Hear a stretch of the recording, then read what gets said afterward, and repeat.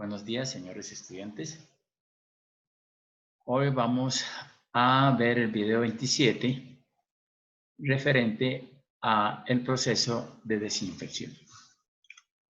Si nosotros vemos la gráfica aquí, pues hemos visto mezcla rápida, floculación, sedimentación, filtros y aparece lo que se llama desinfectante. En este punto es donde vamos a empezar a trabajar sobre lo que se denomina desinfección. Sin embargo, miren ustedes que a la entrada a la mezcla rápida también utilizamos desinfectante. O sea, el desinfectante puede ser un proceso de pretratamiento y acá después en los filtros. Desinfectante antes del proceso de tratamiento, pues para remover color, puede ser para remover hierro también. Podemos utilizarlo para olor y sabor también, desinfectantes para remover eso. Y también, por ejemplo, desinfectantes para matar algas con el objeto de disminuir el impacto en el proceso de floculación. Aquí al final de los filtros, pues vamos a utilizar desinfectante. ¿Para qué? Para minimizar el impacto de los microorganismos en el sistema. Entonces utilizamos desinfectante aquí con el objeto de destruir los microorganismos o gérmenes patógenos. Entonces eso hacemos aquí. Y también utilizamos este desinfectante con el objeto de, digamos, disminuir la contaminación que se puede presentar en este tanque de agua tratada y también disminuir la contaminación que se puede generar en el sistema de distribución. Por eso es muy importante este desinfectante, las características. Bien, entonces decíamos nosotros que la desinfección tiene una característica, ¿no? Entonces, que es destruir los microorganismos patógenos. O sea que la desinfección no destruye a todos los microorganismos, sino específicamente a los microorganismos patógenos. Que pueden transmitir enfermedades utilizando el agua como vehículo pasivo. Entonces, el proceso de desinfección no destruye todos los organismos presentes en el agua y no siempre elimina todos los organismos patógenos. Entonces, para ello, para que no pasen todos los microorganismos patógenos por aquí, es que utilizamos los procesos anteriores, como son mezcla rápida, floculación y sedimentación y filtración. En estos procesos nosotros eliminamos casi el 99% de los microorganismos. O sea que ya cuando se pasa por aquí por desinfectante, la mayor parte de los microorganismos han sido removidos en este proceso. Entonces me sirven los procesos de coagulación, floculación, sedimentación y filtración para eliminar gran cantidad de microorganismos. Pero el problema es que usted dice el 99%. Sí, pero el 99% ¿de qué? Entonces usted le dice 99% de 10.000 millones, pues entonces son 2 millones, por ejemplo, o 1 millón, o 2 millones, ¿sí? de microorganismos que pasan. Entonces, siempre si yo hablo 9% en escala logarítmica, pues eso es, ese es el 1%, eso es grande, ¿no? Entonces, pues, lo que hay que hacer es meter un buen desinfectante para eso. Entonces, por eso tenemos que tener en cuenta los siguientes términos. Dice, agente esterilizante. Es aquel capaz de destruir completamente todos los microorganismos patógenos o no. Desinfectante es aquel que inactiva los gérmenes patógenos. Entonces yo, por ejemplo, digo, el vaso está esterilizado. Entonces, está esterilizado quiere decir que no tiene ningún tipo de microorganismo. Cuando voy a hacer un ensayo, dice, mire que el vaso está esterilizado, no tiene microorganismo. En cambio, desinfectado sí, ¿no? Tiene microorganismos, pero la desinfección minimiza los gérmenes patógenos. Hay otros agentes que son agentes bactericidas, ¿no? Que son capaces de inactivar las bacterias, y los cisticidas, que tienen la capacidad de inactivar los quistes. Entonces, ¿para qué utilizamos la desinfección? Pues, los objetivos son reducir el contenido inicial de contaminantes microbiológicos en el agua cruda predesinfección, y en el agua tratada también. Reducir el contenido de contaminantes microbiológicos, por ejemplo, un agua que venga con alto contenido de algas, pues metemos desinfección, un desinfectante, un cloro que destruya esas algas para que no me tapen los filtros. Entonces hay una predesinfección. Y posteriormente, después de que ha removido la mayor cantidad de microorganismos, pues hacemos una desinfección, que es la que destruye los microorganismos que quedan después de los procesos de tratamiento. Pero también esa desinfección debe de contemplar algo importante, ¿no? Y es que el desinfectante tiene que tener acción residual en el tiempo. Porque cuando nosotros metemos el desinfectante aquí, pues desinfecta el agua tratada en el tanque y también el sistema de distribución. Entonces tiene acción residual en el tiempo. Mire, una cosa del desinfectante que estamos viendo aquí es que el problema del desinfectante es que varía el pH, ¿no? El pH del agua no lo puede variar, sobre todo cuando es ácido hipocloroso y un ion hipoclorito, pues variamos el pH. Por lo tanto, después del desinfectante hay que hacer un ajuste del pH en esta parte, para cuando vaya a la red, el pH vaya a un pH adecuado y no tenga problemas con corrosión en las tuberías. Entonces decíamos desinfectar el agua luego de la filtración. Entonces, ya removida la gran cantidad de microorganismos, pues en la filtración, entonces entra a desinfección. Y ese es un proceso importante. ¿Por qué después de la filtración? Porque el agua está limpia. Y cuando el agua está limpia, se comporta mejor el desinfectante, ¿no? Entonces dice desinfección simple de un agua libre de contaminantes físico-químicos que no requieren otro tratamiento. Entonces, hay veces que hay aguas de buena calidad, ¿no? Aguas de excelente calidad que no necesitan ningún tipo de tratamiento.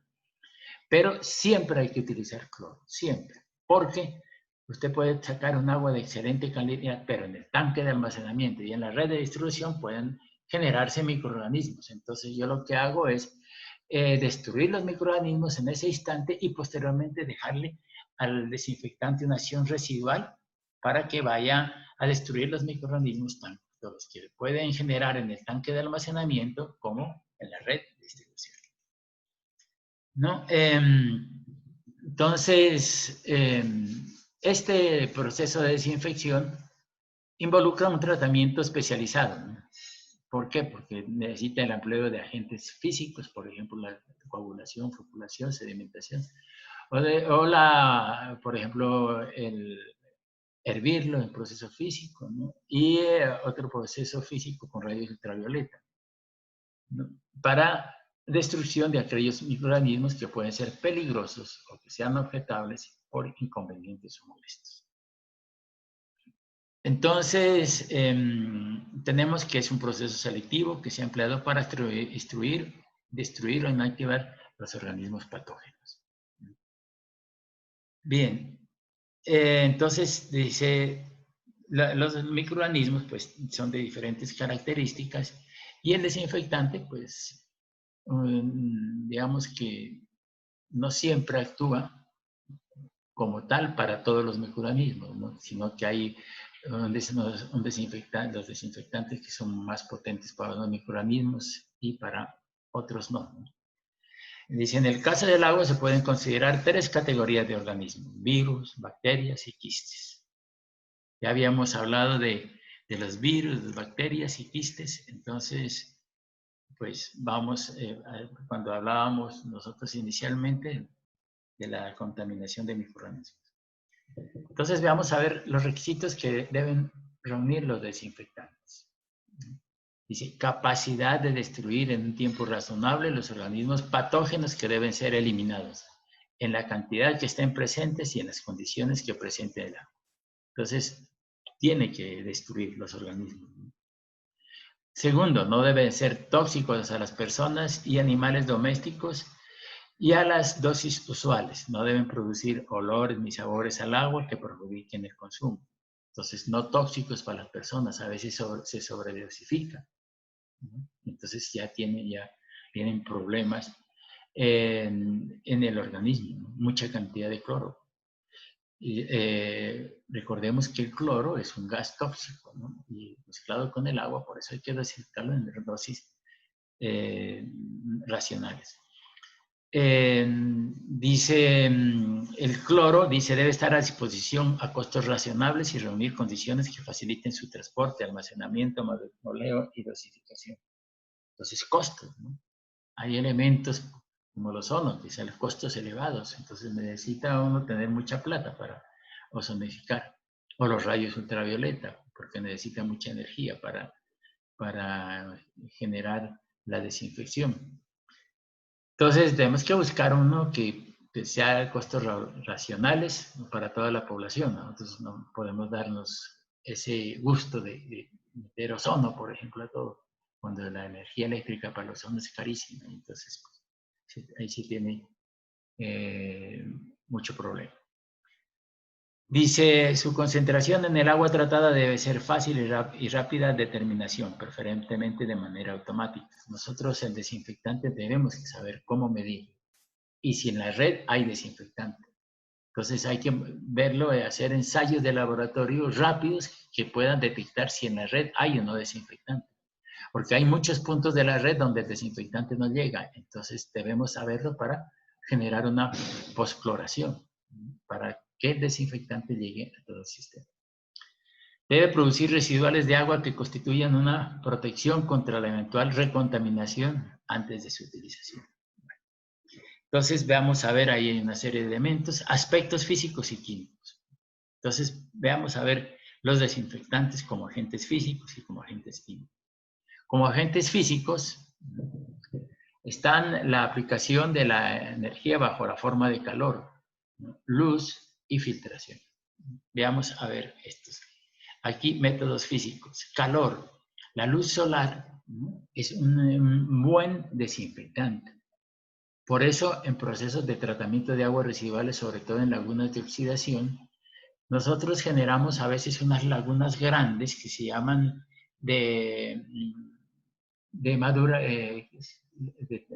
lagunas de tercer orden, ¿no? De maduración, donde la altura del nivel del agua no es grande, sino pequeña, con el objeto de que los rayos del sol penetren en el agua y destruyan muchos microorganismos. El calor también, pues utilizamos nosotros el calor cuando llueve, por ejemplo, y no tenemos ningún proceso de tratamiento o en un agua que no sabemos, la captan y llega directo. Entonces lo que nosotros hacemos es hervirla. El calor es un elemento que destruye los microorganismos. La temperatura, altas temperaturas o muy bajas temperaturas destruyen los microorganismos. Por eso generalmente hay que hervir el agua. La radiación ultravioleta, los rayos ultravioletas son importantes para la eliminación o la desinfección. Estos entran a la membrana celular y destruyen los microorganismos. El problema de esto es que, primero, pues, el aparatico para producir radiación ultravioleta, y segundo, que las láminas de agua primero el agua tiene que ser de excelente calidad, porque si es un agua turbia no sirve. Y segundo, las láminas tienen que ser muy pequeñitas. Y tercero, no tiene una acción residual.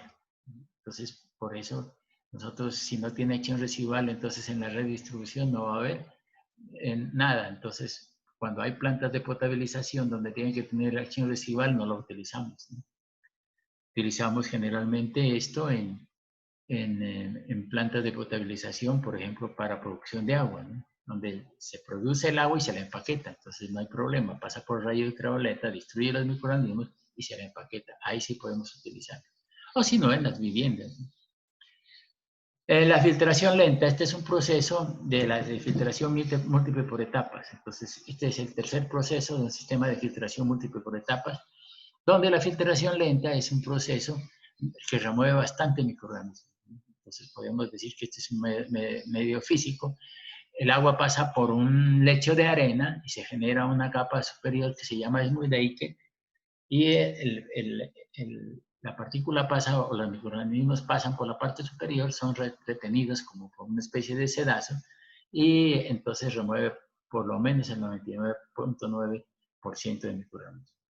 Y la mini nanofiltración, pues eso nos interesa en los nuevos procesos, ¿no?, de biotecnología. Son unas redes muy pequeñas, ¿no?, y redes o tubos o orificios son tan pequeños que son más pequeños que los virus y las bacterias, entonces por esos huequitos no pueden pasar los microorganismos. Entonces aquí viene la nueva, digamos, las nuevas teorías de la calidad del agua, la mini nanofiltración. Ese es lo último que hay para tratamiento de potabilización o tratamiento de agua residual. Los métodos químicos, está aquí el cloro, que es importantísimo, para nosotros el más importante, que es un elemento químico y que destruye los microorganismos también. El ozono también es importantísimo, elemento químico. Podemos generarlo nosotros en la planta de tratamiento. El bromo, ¿no?, estos son el bromo, yodo. Estos son los compuestos que se llaman halogenados, ¿no?, cloro, bromo, yodo, flúor. Y la plata también como elemento, ¿no? Entonces, ¿cuáles son los factores que influyen en la desinfección? Entonces, veamos a ver qué factores influyen. La naturaleza del desinfectante, o sea, qué tipo de desinfectante voy a utilizar, ozono, bromo, plata, cromo, o luz solar, ultravioleta, todo, ¿no? Entonces dice la naturaleza, dice, existen desinfectantes más desinfectantes más eficientes que otros. Por ejemplo, el agua oxigenada, pese a que es un fuerte oxidante, es un desinfectante débil. Entonces, miren ustedes que, pues, dependiendo del desinfectante, ¿no? Por ejemplo, el rayo ultravioleta es buenísimo, sí, excelente, ¿no?, pero solamente puede utilizarse, ¿no?, en agua que sale y la esterilizamos, la sacamos a un medio esterilizado, porque no podemos nosotros utilizarlo en plantas de tratamiento porque no tiene una acción residual. La relación concentración-tiempo de contacto, diríamos nosotros que a mayor concentración del desinfectante, mayor tiempo de contacto del desinfectante en el tanque. Digamos que la desinfección se hace en un tanque que se llama tanque de contacto. Entonces, mayor concentración, menor tiempo de contacto. Características físico-químicas del agua, pues son importantísimas, ¿no? ¿Por qué? Pues porque, por ejemplo, una característica físico-química del agua es el pH, ¿no? Ya lo veremos nosotros, ¿no? La turbiedad, ¿no?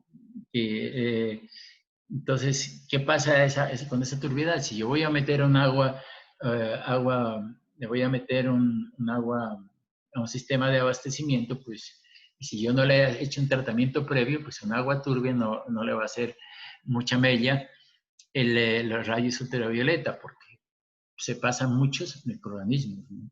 Entonces, por eso las características físico-químicas del agua, pues, son importantísimas, ¿no? Dependiendo de las características, vamos a utilizar nuestro desinfectante. La temperatura, pues vamos a ver que en las temperaturas más altas, ¿no?, la acción desinfectante es mejor que en las temperaturas bajas, ¿no? Es decir, cuanto más caliente el agua, más eficiente y rápida será la desinfección. El potencial de hidrógeno. Los microorganismos son muy sensibles a el pH. Es más, nosotros podríamos, controlando el pH, hacer que crezcan o no crezcan los microorganismos. Si yo quiero que no crezcan los microorganismos, podría bajarle el pH por debajo de 4 y destruyo gran cantidad de microorganismos, o por encima de 9. Entonces, ese pH pues tiene acción muy importante en los microorganismos. Sobre todo hay, por ejemplo, hay desinfectantes que trabajan muy bien con pHs más bajos de 6 y regular con pHs más altos de 6, ¿no? Entonces, el potencial de hidrógeno es un factor importantísimo. La naturaleza de los microorganismos, de los organismos destruidos, pues diríamos nosotros que unos desinfectantes destruyen diferentes tipos de unos microorganismos, pero ese mismo desinfectante no puede ser muy bueno para otros microorganismos. Decimos que el adenovirus 3 es, por ejemplo, menos resistente a la acción del cloro que lo que es la Escherichia coli, ¿no? Entonces, mientras que el virus de la hepatitis infecciosa es mucho más resistente. Entonces, fíjense ustedes, ¿no? Adenovirus, Escherichia, y virus de la hepatitis, las unos más o menos resistentes. Depende de la característica de los microorganismos. Va a depender dos cosas, ¿no? El tipo de desinfectante, ¿no? Y la dosis de desinfectante. Bueno, la cinética de la desinfección, pues, ¿qué nos dice? Mire, es una ecuación de primer orden, ¿no? Por ejemplo, esta expresión es parecida a la expresión que hablábamos nosotros sobre población futura, ¿no? En acueductos. DDB sobre DDT, o sea, DD población sobre DT es directamente proporcional a la población. En este caso, el número de bacterias con respecto al tiempo es directamente proporcional al número de bacterias. Y haciendo esto, pues ustedes saben que, que lo que nos sale en acueductos es el método geométrico aquí. Pero en este caso, pues es la ley de Chick. Para transformarlo se llega a que el tiempo es igual a esto, una constante por logaritmo de B sobre A. Entonces, el tiempo. Tenemos nosotros el intervalo de tiempo, ¿no? En este caso. Dice, según el modelo, el tiempo necesario para eliminar un determinado tipo de microorganismos es proporcional a la relación entre el número de organismos remanentes y el número de organismos iniciales. Sin embargo, ahí no solamente es esto lo que influye en ese tiempo, sino diferentes factores. Por lo tanto, esta ecuación, así como está de primer orden, tiene más que todo un valor de referencia para evaluar un determinado proceso de desinfección. Pero no quiere decir que yo pueda evaluar con esa expresión, sino puede ser valores de referencia. Bueno, entonces, veamos nosotros, dice, la desinfección del agua puede lograrse por varios medios, ¿no? Entonces, tratamiento físico, ¿no?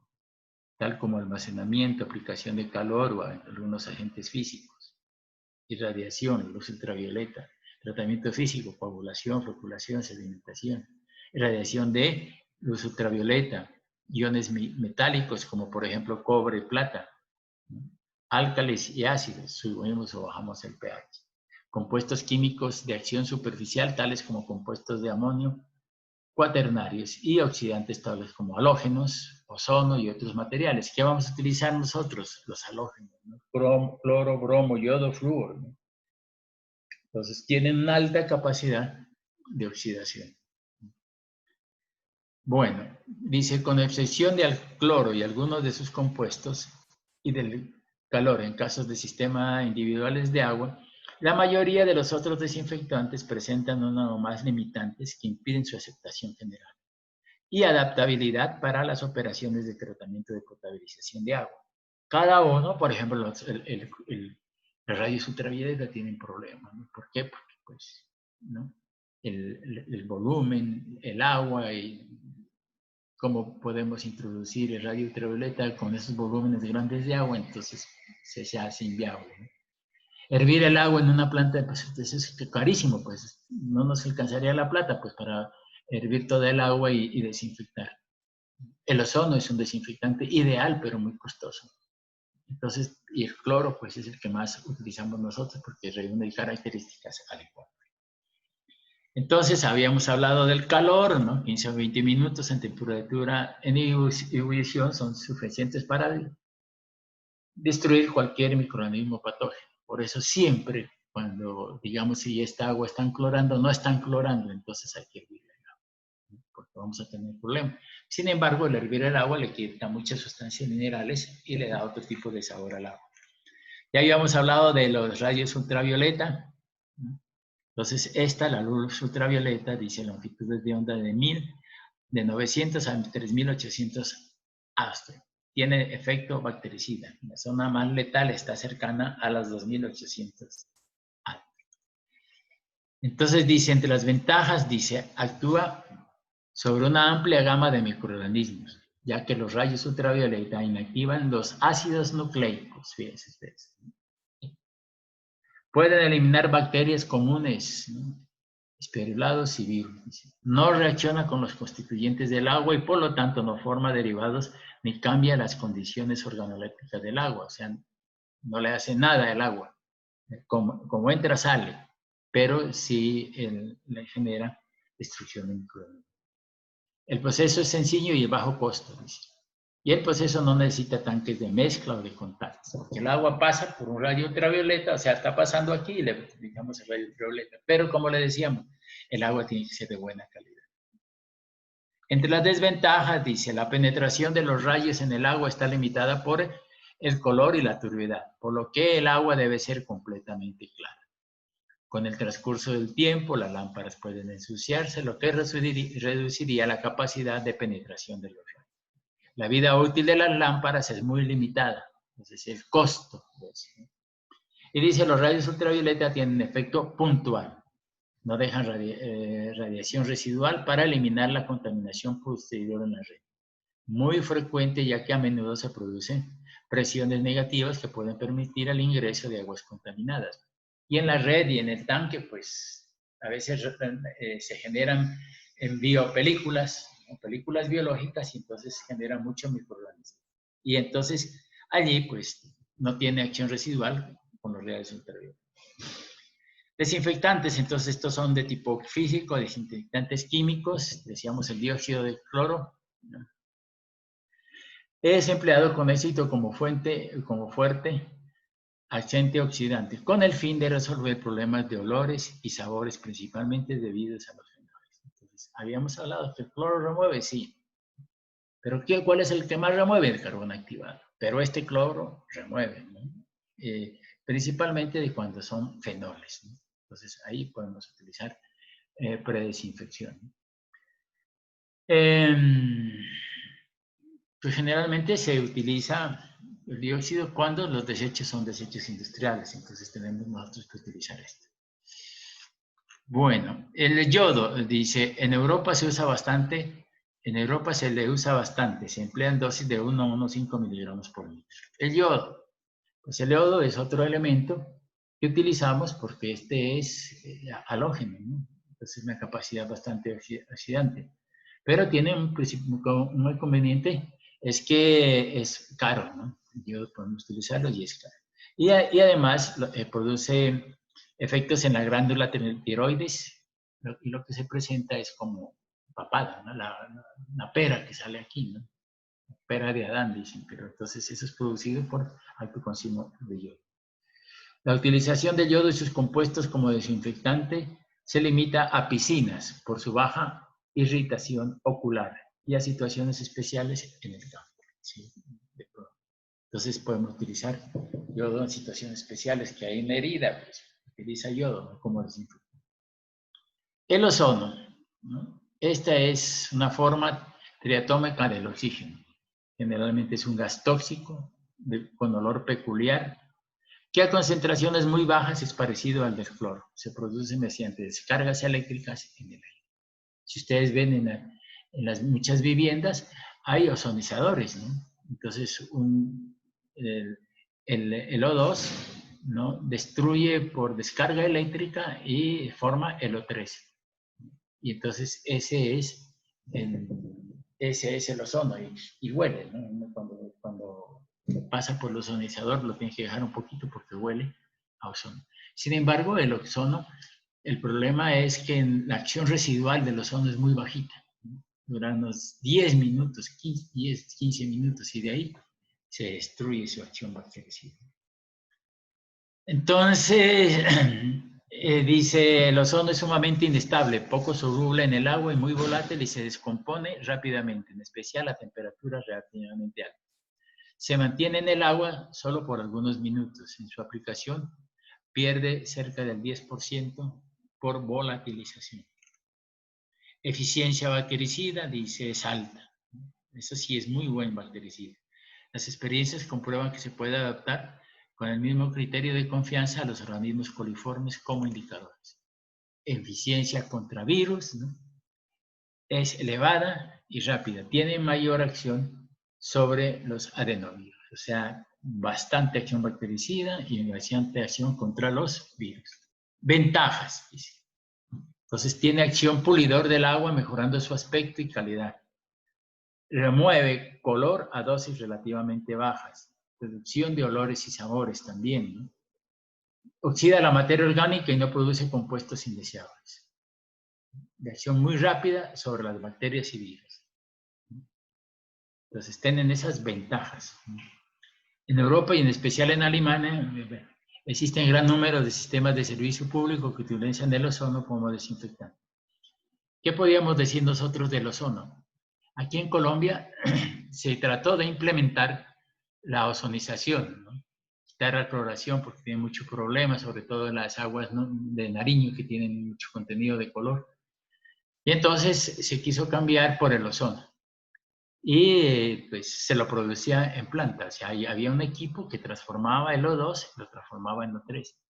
Bien, se trajeron y muchas plantas aquí en Nariño tuvieron ozonizadores, pero el problema es el costo elevado de la energía eléctrica. Entonces se fue tan elevado el costo del ozono que tocó cambiarse, porque las plantas no podían con ese costo. Bien, entonces tenemos aquí la cloración. O sea, ese es el elemento que utilizamos comúnmente a nivel de nuestro país. Tiene varias características, ¿no?, importantes. Tiene acción residual, entonces con el tiempo se mantiene el cloro, ¿no? Entonces es barato, ¿no? Entonces tiene muchas ventajas, pero también bastantes desventajas. Vamos a ver. No, dice desventajas, es muy corrosivo, corroe. Por ejemplo, en las plantas de tratamiento donde está el cloro, las ventanas están corroídas, ¿no? Puede producir sabor desagradable en el agua, incluso en concentraciones que no significan riesgo para el consumidor, sobre todo cuando es al principio, cuando se mete el cloro, pues si se emplea con mucha cantidad, de pronto las primeras viviendas lo captan, ¿no? Su manejo y almacenamiento requieren ciertas normas de seguridad para evitar riesgos en la salud de los operadores. Esto sí es importante, ¿no?, porque es tóxico. Y si nosotros olemos un poquito de decir cloro en buena cantidad, nos puede hasta matar.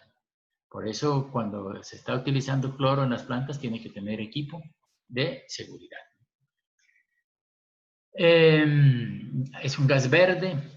Viene en sólido, líquido y gaseoso, ¿no? Sobre todo sólido se utiliza para piscinas, por ejemplo, el cloro, ¿no? El cloro líquido o también sólido para pequeños acueductos rurales, ¿no?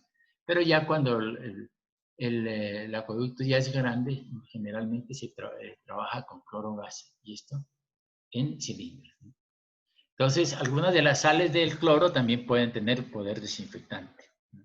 Podemos utilizar el hipoclorito de calcio y el hipoclorito de sodio, sobre todo esto en pequeñas poblaciones, ¿no?, para desinfectar los acueductos, cuya eficiencia bactericida es idéntica a la del cloro y produce reacciones similares en el agua. Se emplean para para plantas pequeñas, piscinas y pozos, ¿no? Bueno, en términos generales, el costo del hipoclorito es más alto que la cloración con cloro gaseoso, por eso ¿no?, se utiliza más bien el cloro, porque el costo del hipoclorito de calcio de magnesio es elevado. ¿Cuáles son las características del cloro como desinfectante? Pues aquí decimos nosotros, destruye los organismos patógenos en condiciones ambientales y en un tiempo corto. Reacciona de inmediato con el agua, ¿no? Es de fácil aplicación, manejo y sencillo de bajo costo. La aplicación hay cloradores específicos, ¿no?, y a bajo costo. La determinación de su concentración en el agua es sencilla y de bajo costo también. Nosotros podemos en el laboratorio, por ejemplo, podemos detectar en 10 segundos, ¿no? Cogemos el agua y le metemos una pastillita de DPD y en el momento si tiene cloro o no el agua. Es importante que tenga cloro, pues si no tiene cloro, pues es un problema. Entonces, si no tiene cloro, debemos de reclorar el agua, ¿no?, para que coja la red hacia abajo, porque si no, pues queda la red desprovista de cloro y puede generar algún tipo de infección. Entonces, dice, en las dosis, en la desinfección no constituye un riesgo para el hombre y para los animales. Deja un efecto residual que protege el agua de una posterior contaminación, ¿no?, en la red de distribución. Tiene efecto residual y ese es importantísimo, ¿no? El cloro ejerce su acción bactericida en el instante, pero también tiene la acción bactericida con el tiempo. O sea que el cloro se mantiene para llegar a la red de distribución y eso es importante porque la limpia.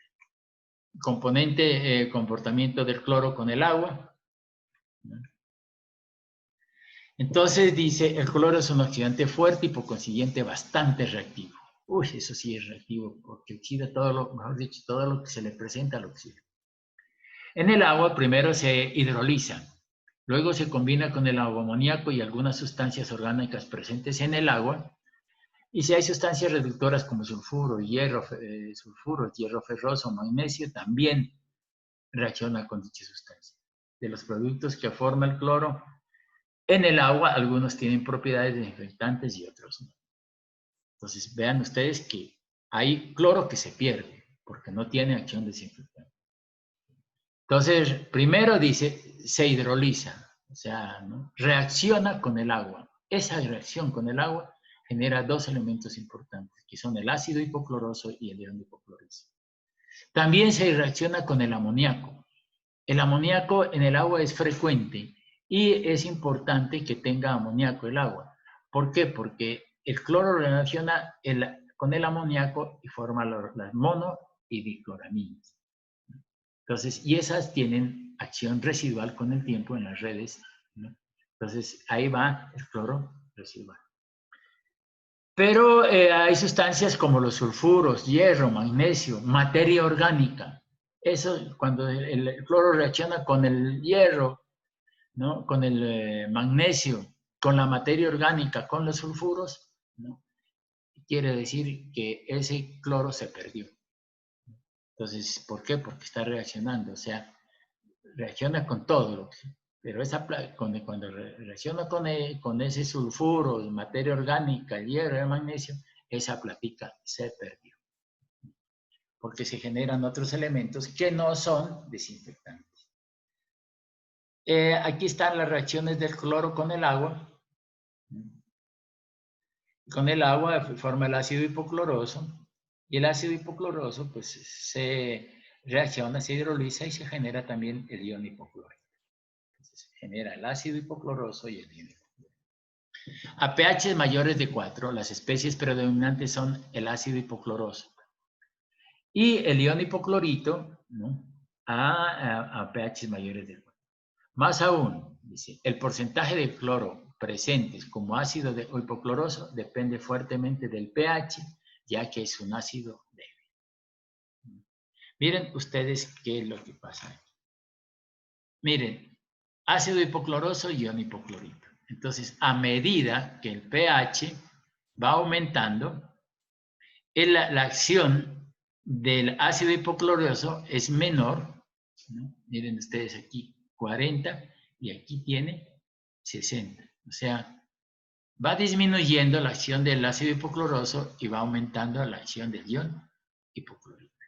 Entonces, si yo subo el pH, por ejemplo, a 8, entonces, ¿qué quiere decir? Que la acción del ion hipocloroso, el ácido hipocloroso es bajita, pero la acción del ion hipoclorito es alta. 50, 60, 70% y aquí 30%. ¿Cuál es el problema de esto? Resulta que la acción desinfectante del ácido hipocloroso es mucho mayor que la acción desinfectante del ion hipoclorito. Es una 20 o 25 veces más desinfectante el ácido hipocloroso que el ion hipoclorito.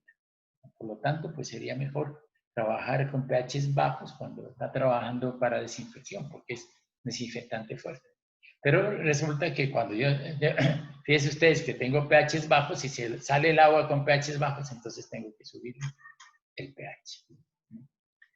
Entonces, por eso, pues tenemos aquí problemas sobre eso. Uno de los componentes frecuentes en el agua es el amoníaco. Cuando se agrega el cloro al agua, ¿qué lo contiene y produce las siguientes reacciones?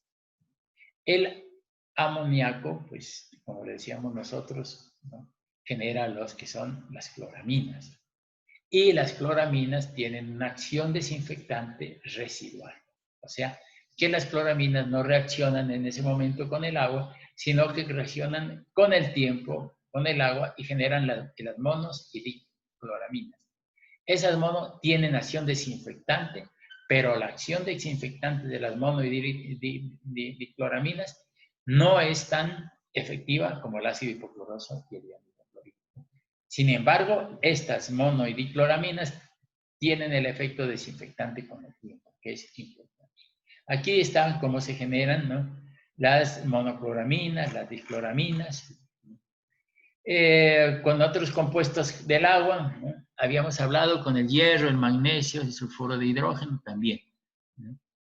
Dice, con cada una de ellas genera distintos compuestos que no tienen ninguna relación con la desinfección. Por esta razón, al cloro gastado en estas relaciones se lo conoce con el nombre de demanda de cloro. O sea que aquí la demanda de cloro es platica. El resumen que tenemos nosotros y su relación con el proceso de cloración dice: en el cuadro 10.5 se resumen los tipos de reacciones del cloro con el agua y sus efectos en el proceso de desinfección. Agua reacciona con el agua y genera ácido hipocloroso y iono hipoclorito. Nombre, esto cuando se genera esto es el cloro libre, el efecto desinfectante potente.